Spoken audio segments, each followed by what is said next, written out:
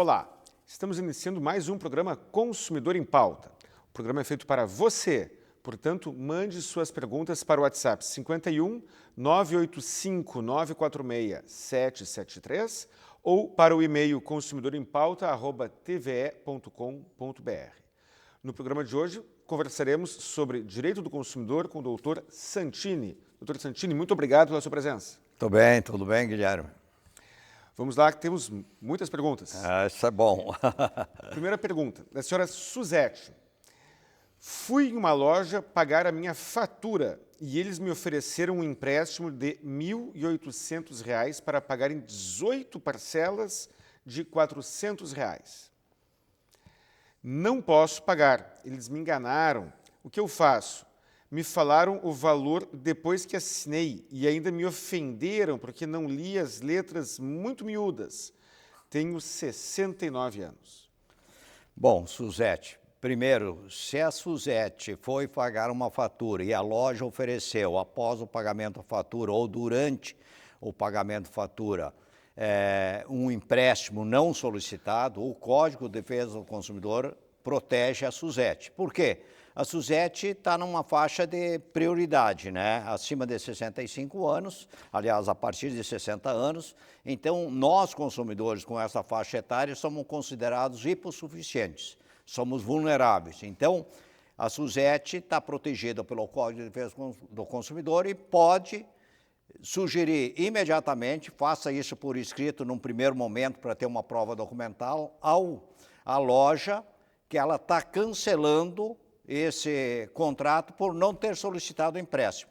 Olha o detalhe, ela teria depositado, a loja teria depositado R$ 1.800 na sua conta, ela vai pagar R$ 5.400 de juros em 1 ano e meio, a cobrança abusiva. Outro aspecto, ela pode citar isso aí. Outro aspecto, o contrato proíbe qualquer informação com letras que não sejam claras, visíveis e de caracteres mínimos. Como tinha conteúdo nesse contrato de caracteres em letras miúdas, pequenas, ainda ela foi xingada, foi ofendida. Então, além de cancelar o contrato, ela pode exigir uma não solução administrativa, entrar no Poder Judiciário e ainda dano moral. Pedindo um dano moral ainda. Dano moral ainda, porque ela foi ofendida e o próprio contrato com essas cláusulas abusivas levou a um erro que ela não tinha interesse em fazer nenhum tipo de empréstimo. Muito bom saber. Nós temos aqui, doutor Santini, a pergunta da senhora Nayara. Ela é de Porto Alegre e perguntou o seguinte. Gostaria de saber se é lícito uma operadora de energia elétrica cobrar ICMS do consumidor nas contas de luz. Posso entrar com uma ação por cobrança indevida? A partir de quando? Uma advogada me disse que de 5 anos até hoje posso pedir o reembolso, posso cobrar. Isso procede? Estou desde 1997 no mesmo endereço.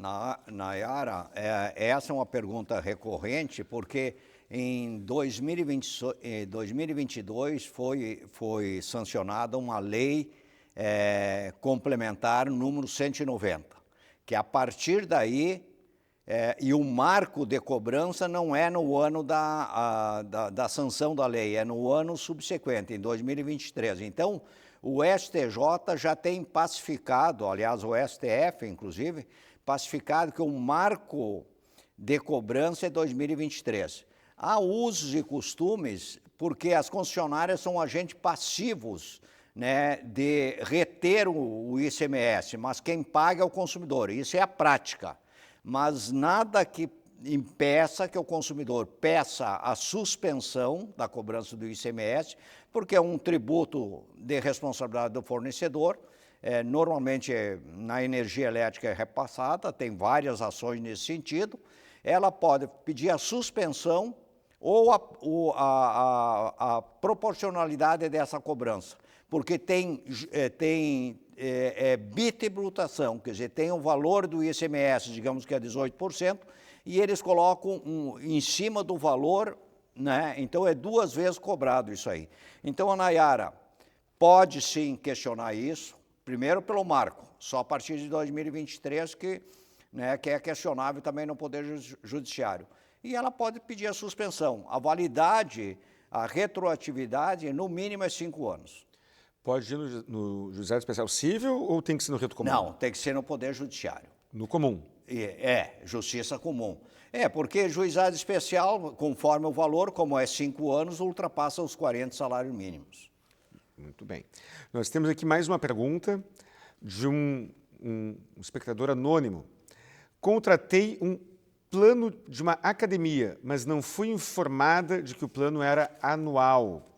Não quero continuar lá e estão exigindo uma multa de cancelamento pela permanência mínima e 2 meses posteriores. Me parece que os 2 meses já são a multa. É o que aparenta aqui. O que posso fazer? Bom, o consumidor anônimo ele contratou um plano de academia, não foi informado uma informação importante, a durabilidade desse plano, que poderia ser trimestral, semestral, ou mensal, ou anual. Ele não foi informado de uma informação estritamente imprescindível para a gente tomar a decisão. Então, é omissão de informação. E aí caracteriza a publicidade enganosa. E o mais grave, provavelmente na academia, eu tenho essa situação, tu vai lá, contrata, e eles não te dão um contrato físico. Eles te mandam por mensagem. Não há nenhum problema. Mas deveria mandar antes, né, para a gente consultar se não tem uma cláusula abusiva, etc. Esse consumidor, e aí cobrar uma multa por cancelamento antecipado do contrato é legal, desde que seja explícito no contrato. Então, se eu não tenho contrato e fizer uma publicidade enganosa, não me informaram que o período do contrato era 12 meses, e eu entrei na academia, mas digamos que isso aí seja superado. A multa máxima que a academia pode cobrar é 10% no máximo dos valores dos meses vincendos, ou seja, os meses que faltam, 10%. Isso nunca vai dar, daria no máximo, se fosse 10 meses, daria 10%, daria 1 mês, né? Então, essa multa é abusiva. Esse consumidor anônimo, o que deve fazer? Protocola uma reclamação junto à academia, diz que foi informado pelo consumidor em pauta, que não tem a informação da multa e pede o cancelamento sem multa nenhuma. Não estando satisfeito, ou sendo negado essa pretensão do consumidor, ele deve entrar, denunciar nos órgãos de defesa do consumidor e entrar no juizado especial. Ponto. Isso acho que não vale só para academia, serve para outros serviços. Perfeito, para qualquer um. Qualquer serviço. Pergunta agora do senhor Gustavo. Comprei uma máquina de lavar roupa e fiz em 12 prestações, com pagamento prevista para o 20º dia de cada mês. Acontece que não tenho tido condições de pagar no dia acordado. Por isso, estou pagando em atraso.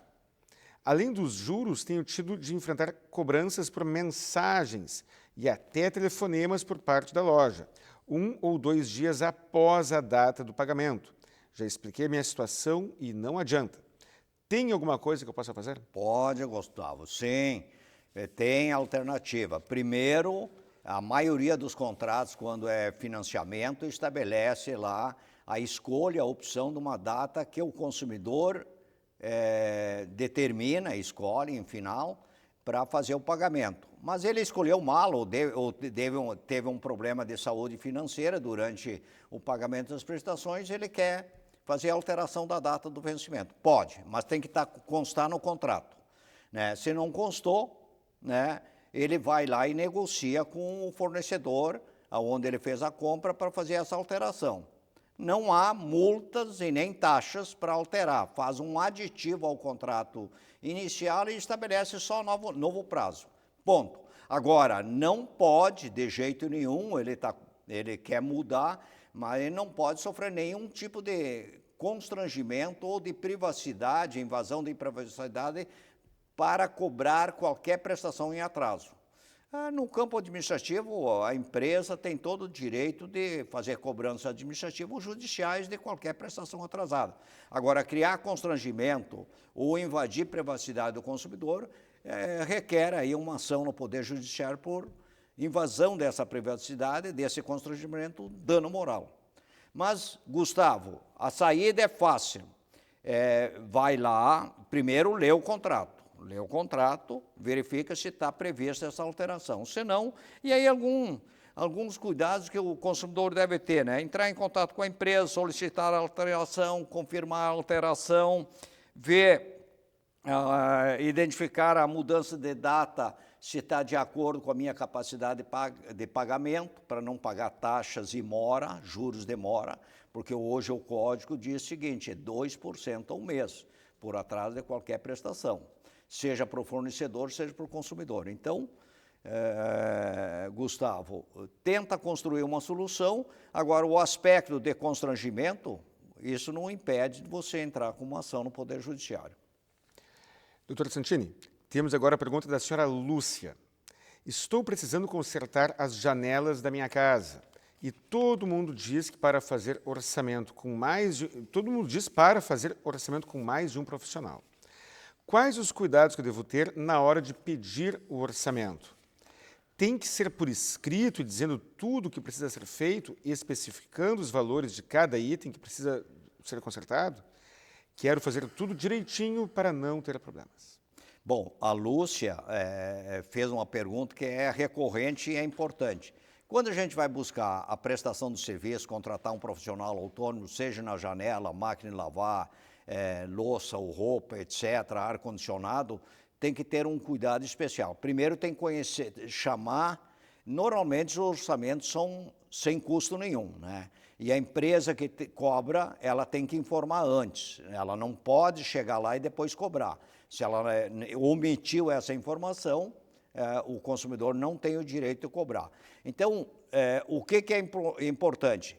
Conhecendo os defeitos da janela, né, ela chama vários profissionais, eu sempre faço 3 orçamentos no mínimo.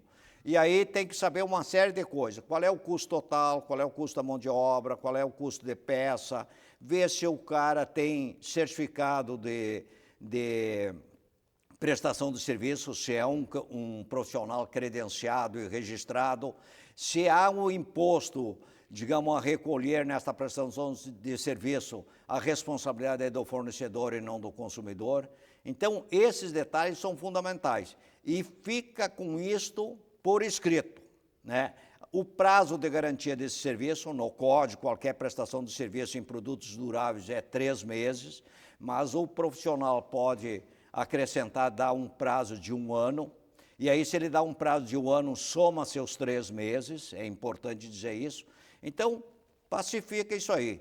Fazer orçamento com profissionais credenciados, fazer pesquisa e comparar as ofertas e assinar o contrato é fundamental. Muito bem.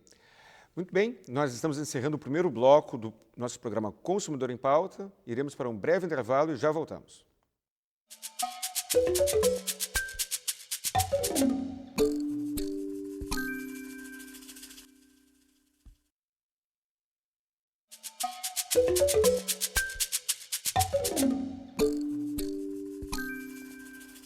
Estamos iniciando o segundo bloco do nosso programa Consumidor em Pauta. Estamos falando sobre o direito do consumidor, para quem acessou agora.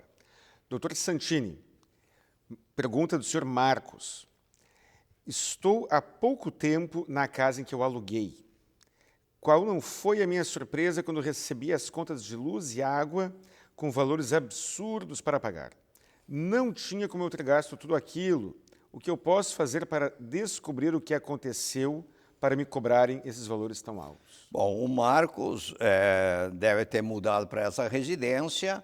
Ele deve, num primeiro lugar, verificar as contas anteriores. Ele deve ter feito a transferência da conta de luz e água para seu nome, novo inquilino dessa residência, senão vai recair em cima do nome do proprietário. Então, esse é o primeiro procedimento.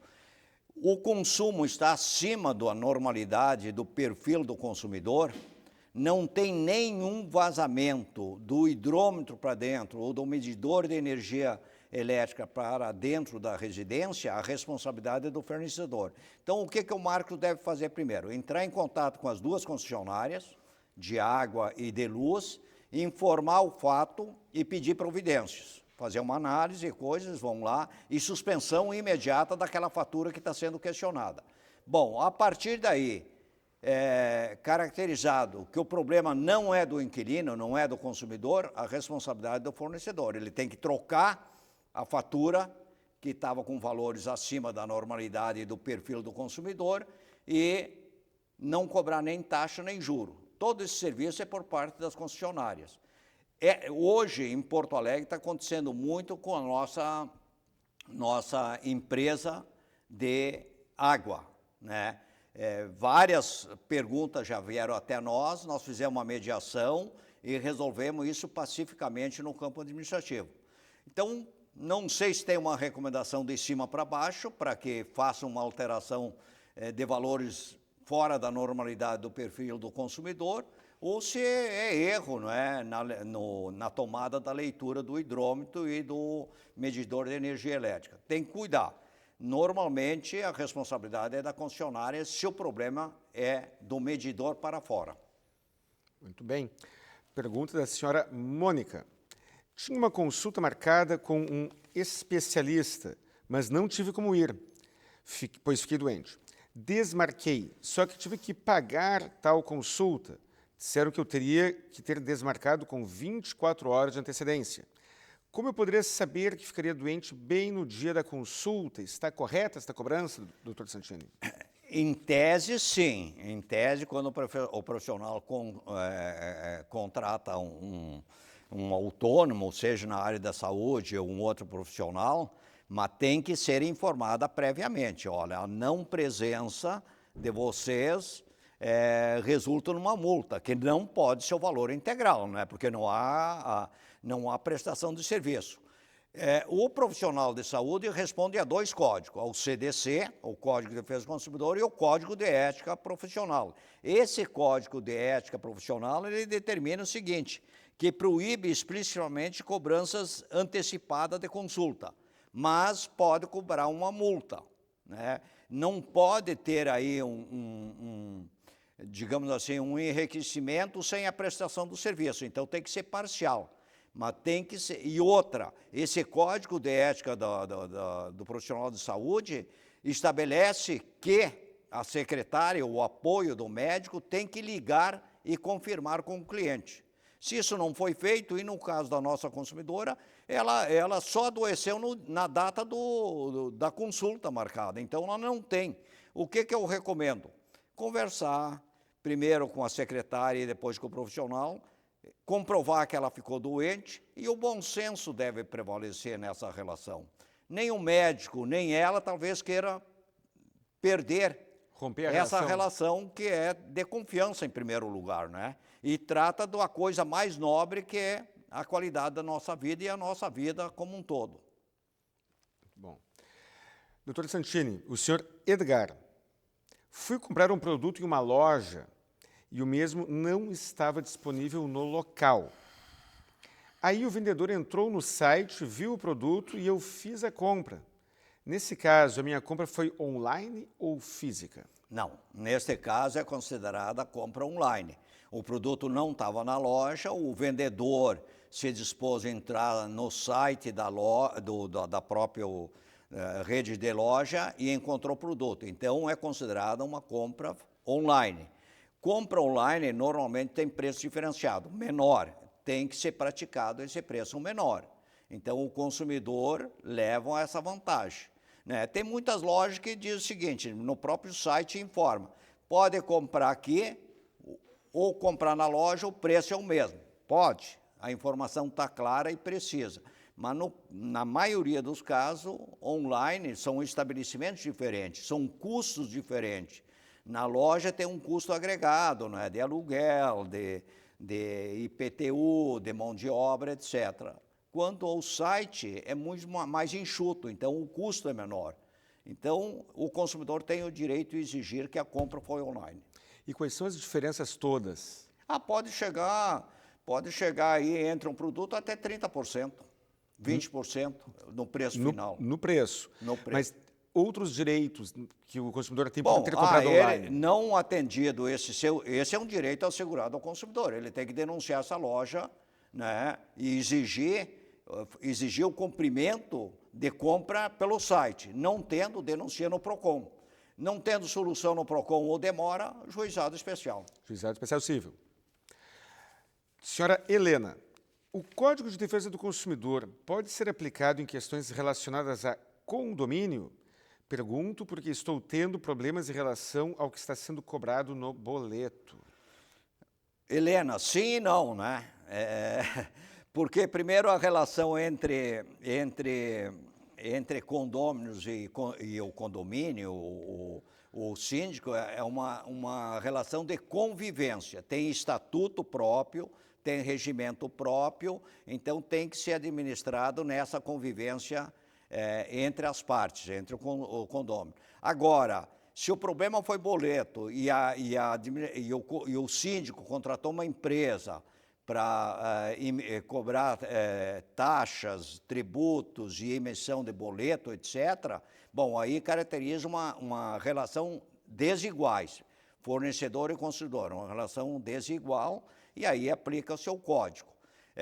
Mas sempre o caminho, Helena, você formaliza essa situação para o síndico, e o síndico, por sua vez, vai até a administradora e pede, né, providência naquilo que é solicitado pela condômina. Esse é o procedimento mais respeitoso e o caminho mais correto. Não tendo solução, bom, aí a Helena pode questionar nos órgãos de defesa do consumidor que essa prestadora está criando um problema e não uma solução. E aí é uma decisão da Helena. E ela pode, e aí aplica-se o código. Mas se for só síndico e condôminos, ela tem que resolver na Assembleia Geral. Se ela for entrar com uma ação judicial, ela entra contra o condomínio, contra a administradora ou ambos? Não, aí no caso do boleto e a responsabilidade é uma administradora contratada pelo síndico, aí é contra a administradora.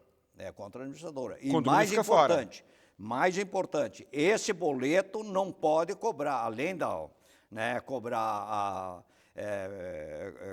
digamos assim, a taxa de administração, que é o condomínio propriamente dito, de todos os condôminos, não pode cobrar o valor do boleto. Esse valor do boleto é a responsabilidade do fornecedor. Não pode transferir para o consumidor. Costuma ser caro o valor? Não, isso acontece muito. É R$3, R$5, não interessa. É um encargo do fornecedor. E aí não é só no condomínio, isso aí, hoje muitas lojas em Porto Alegre estabelece um símbolo, um nome diferenciado que não é cobrança da emissão do boleto, diz que é atualização do cadastro. Prática abusiva. Tem que ser denunciada. Aonde? No PROCON primeiro. E depois na Delegacia do Consumidor também. Muito bem. Pergunta de mais um espectador anônimo. Perguntou o seguinte: a concessionária de água da minha cidade diz que eu tenho que mudar o registro, pois é muito antigo. Sou obrigado a fazer isso, trocar o registro de água? Ele está funcionando perfeitamente. Caso eu realmente tenha que mudar, quem terá que pagar? Eu ou a concessionária? Não, o anônimo, a pergunta bem colocada. O hidrômetro tem uma vida útil. É a responsabilidade de acompanhar essa vida útil da concessionária. Então, mesmo que o consumidor diz que ele está funcionando perfeitamente, mas ele tem uma vida útil. Essa troca por vida útil é da concessionária. Agora, se houve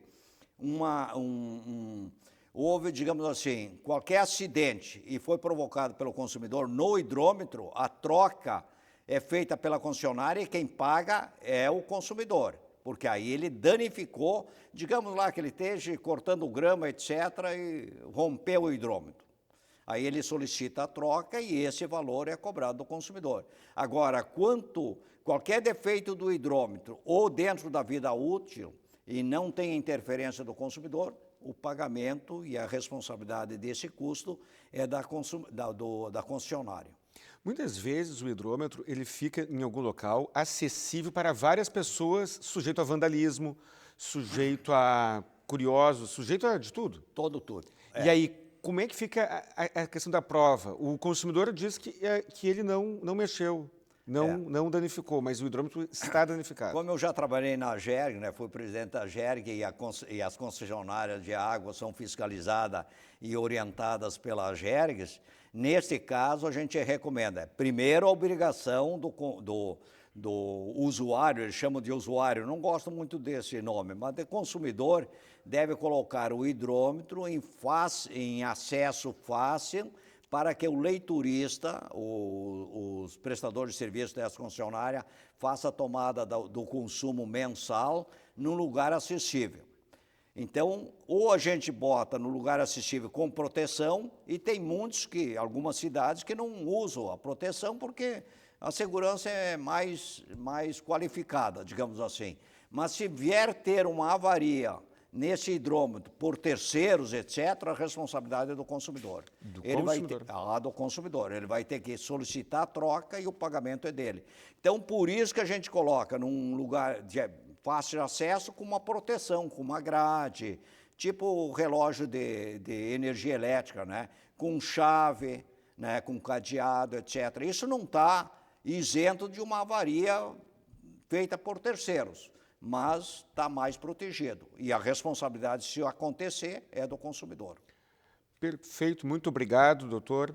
Para você que está em casa, muito obrigado pela audiência e até o próximo programa.